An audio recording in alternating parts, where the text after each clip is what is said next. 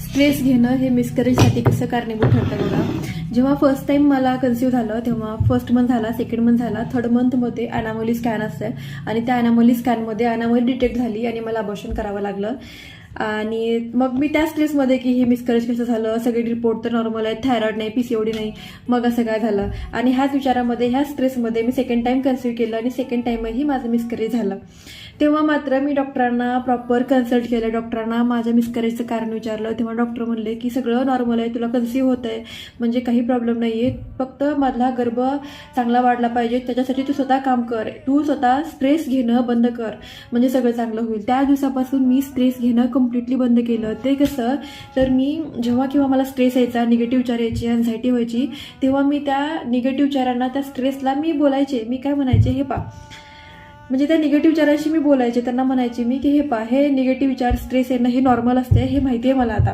त्याच्यामुळे तुम्ही जसे आलात ना तसे जा, कारण का तुमच्यासाठी तुम्हाला द्यायला माझ्याकडे वेळही नाही आणि तुमच्यासाठी माझ्या मनात जागाही नाही. त्याच्यामुळे तुम्ही जसे आलात तसे जा, हे मी त्या निगेटिव्ह विचारांना बोलायचे. आणि त्याचा रिझल्ट असा झाला की ते स्ट्रेस, निगेटिव्ह विचार, अँझायटी जी होती ती कम्प्लिटली बंद झाली.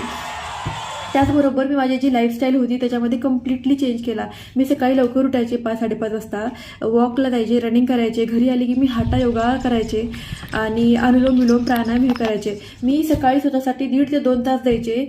आणि त्याचबरोबर मी घरी बनलेलंच खायचे, बाहेरचं खाणं मी कम्प्लिटली बंद केलं. हेल्दी खाणं चालू केलं, जे घरी बनलंय मी तेच खायचे आणि तेही हेल्दी. आणि हे मी सगळ्याचे हे छोट्या छोट्या गोष्टी चेंजेस केल्या लाईफमध्ये. हे छोट्या छोट्या वाटतात पण ह्याचा परिणाम खूप चांगला असतो, रिझल्ट खूप चांगला येतो ह्याचा. आणि हे करता करताच 6 महिन्याचा पिरियड केला. मग आम्ही गजानन माऊलीच्या दर्शनाला गेलो शेगावला आणि दर्शन घेतलं. तिथे आम्ही आनंद विहारला थांबायला होतो, एक दिवस मुक्कामाला होतो. आनंद विहारमध्ये प्रत्येक जिथे खूप भक्त निवास आहेत, आनंद विहार पण तिथंच एक भक्त निवास आहे.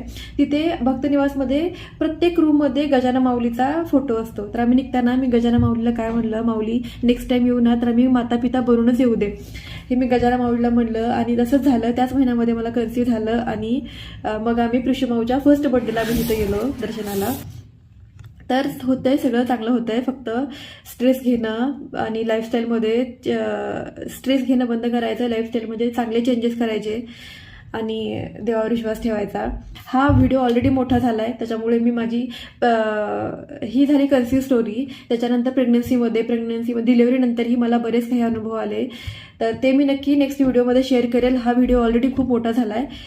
तर नेक्स्ट व्हिडिओ बघण्यासाठी लाईक करा, शेअर करा आणि सबस्क्राईब करा. थँक्यू.